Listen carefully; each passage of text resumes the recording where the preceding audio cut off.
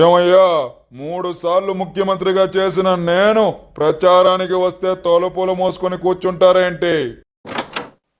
చూడండి, నన్ను 4వ సారి ముఖ్యమంత్రిగా గెలిపిస్తే నరేంద్ర మోడీతోని మాట్లాడి ప్రత్యేక హోదా ఇప్పిస్తా, పోలవరం ప్రాజెక్టు పూర్తి చేస్తా, అమరావతి మళ్ళీ రాజధానిగా చేస్తా. అంతేకాదు, గ్రామ వాలంటీర్ గా పనిచేస్తున్న నీ కొడుకుకి నెలకి 10,000 జీతం ఇస్తా. సరేనా? చాలే ఆపబోయ్యా, సిగ్గు నీకైనా ఉండాలి, లేకపోతే అచ్చల్లా డబ్బులు తీసుకుని పక్కన తిరుగుతున్న పావులగడికైనా ఉండాలి. 40 ఏళ్ళు రాజకీయాల్లో ఉండి 3 సార్లు సీఎంగా చేసినా కూడా సింగిల్ గా పోటీ చేసే దమ్ము లేక ఎంతమందిని వెంట పెట్టుకుని తిరుగుతున్నావు. నీది ఓ బతికేనా? గతంలో కూడా ఇలాగే చెప్పావు.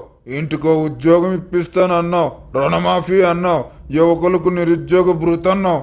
ఒక్కటైనా అమలు చేసావా? అమరావతి మళ్ళీ రాజధాని అంటున్నావు. నువ్వు నీ బినామీలు తప్ప ఏ ఒక్కరైనా అక్కడ భూములు కొనగలిగారా? ఇదే వాలంటీర్ ఉద్యోగం చేసే వాళ్ళని గోని సంచులు మోసే వాళ్ళు అన్నావు. ఇంట్లో మగాళ్ళు లేనప్పుడు వచ్చి తలుపులు కొట్టే వాళ్ళు అన్నావు. మళ్ళీ ఇప్పుడు సిగ్గు లేకుండా మాట మారుస్తున్నావు. నీది నాలుక తాటి మట్ట. జగన్ ఇచ్చే 5,000 రూపాయల జీతం కాకుండా మన చంద్రబాబు గారు గెలిస్తే 10,000 జీతం ఇస్తారమ్మా.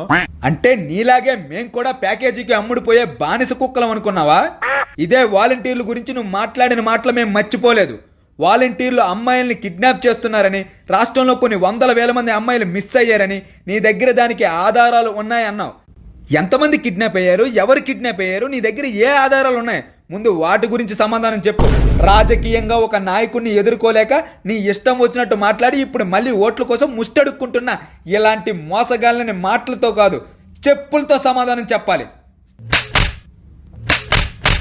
ఓట్ల కోసం లేని ప్రేమ నటించే నీచులను నమ్మకండి. నిజాయితీగా హామీలు అమలు చేసిన జగనన్నను మళ్ళీ ముఖ్యమంత్రిగా గెలిపించండి.